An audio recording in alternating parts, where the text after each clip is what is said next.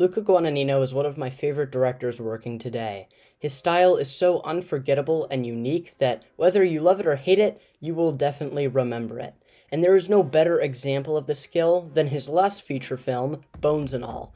Having read the book this film was based on, I can confidently say that this was the first time that I've watched a film that was actually better than the book it was based on. Because I enjoyed the book, but there was nothing too alluring about the way it was written, and some of the dialogue and interactions were pretty goofy and didn't feel right for the characters saying it.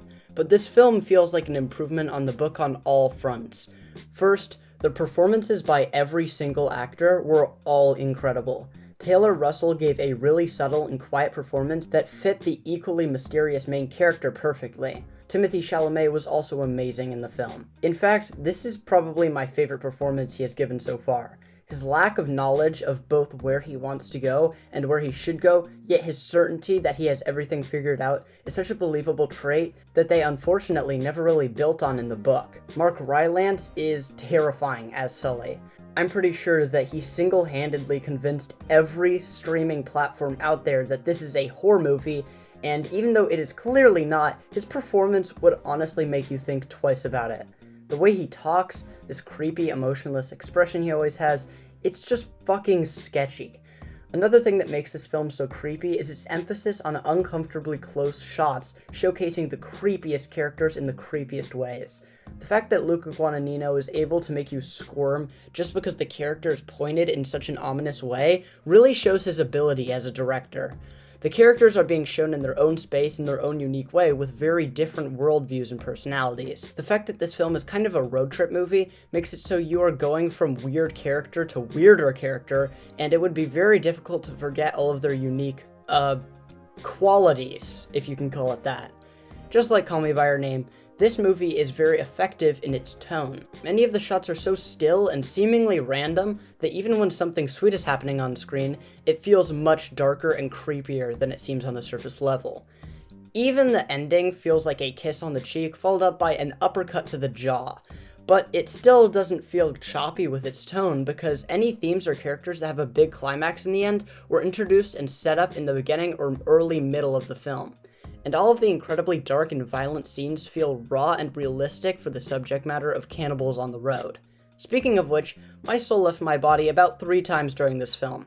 I wouldn't call these moments jump scares, but I would say that they are very sudden, unexpected, and intense moments that usually end in very real consequences for the characters. This movie is not a horror, yet it is very intense and made me feel extremely ill in the stomach more than once. But if this film isn't a horror movie, what is it? Well, the genre varies, but the theme seems pretty clear. To me, it is about embracing yourself and not feeling shame in what you do. Sure, the argument can be made that it is a controversial idea to explain that theme through the perspective of murderous cannibals, but I didn't have any problem with it, and if anything, it just made the message more clear for how visceral the ideas presented are. There are also moments of dark humor that work really well and make sense for a movie with this subject matter. Much of that humor, however, is underlined by something much more sinister under the surface.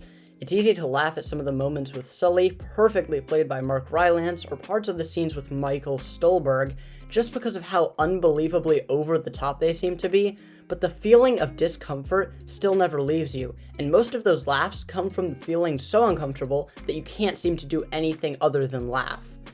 There is always a feeling that things could turn bad at any moment, and more often than not, they do. I've seen quite a few reviews on this film that are critical of the score used, but I found it to fit very well. It meshes with the somewhat dark tone of much of the film, but also really feels right at home with the Midwestern road trip summer aesthetic that this film just nails perfectly. It's almost hard to believe Luca grew up in an entirely different country with how well he captures the feeling of traveling through that area in his usual 80s time frame. I also don't think this film got enough appreciation for its sound design.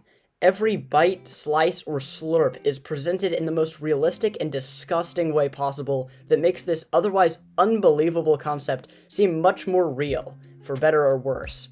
It is also usually very hard for me to take cannibals seriously. The fact that they make just murdering someone seem like mercy is ridiculous, and it just seems like this urge shouldn't be prioritized over, I don't know, having a life. But in this film, That urge is very easy to emphasize with the two main characters because they know who and what they are, and they are trying to be unashamed of it. They live their lives without knowing where to go or what to do, and yet keep on going. I get why this film might not work for some people.